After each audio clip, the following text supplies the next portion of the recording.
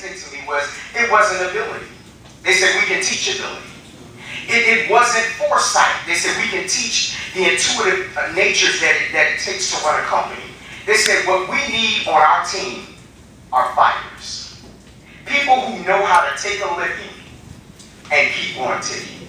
I worry about this generation that we live in sometimes because we're surrounded by a generation of people who are marked by their ability to quit something now and start something new tomorrow.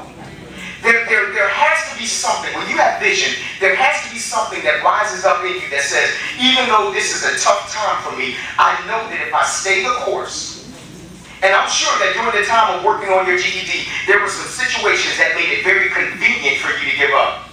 Isn't it funny that as soon as you decide to do one thing, and I did training work for the University of Phoenix, so I know all about enrollment process, and that first day when you sign up for the classes, you're really excited. Because you think all the stars have aligned, Jupiter is in the right place with Mars, and everything's going to be wonderful for me to win and get my graduation and to obtain this diploma. But as soon as you realize the week of your first class, the car breaks down. The refrigerator gives out. The boyfriend leaves. The children have a fever. And that's when you have to learn how multitasking you really are. That's when you have a book in your bag and Tylenol because you're on your way to the daycare because the show doesn't stop because this kink is in the chain. When you have vision, you see beyond your current tough time to the time that's on the way. Number 3, vision, not emotion, determines who you should be connected to.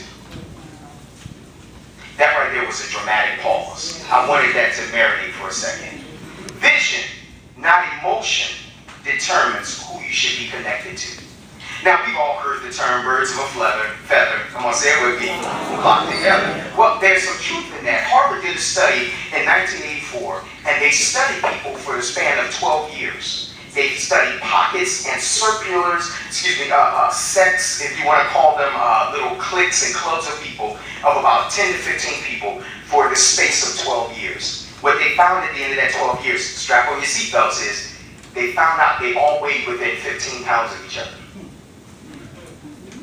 They found out that they all made within $7,000 of each other. What did that study reveal? That study revealed that who you hang around with affects your expectations on life.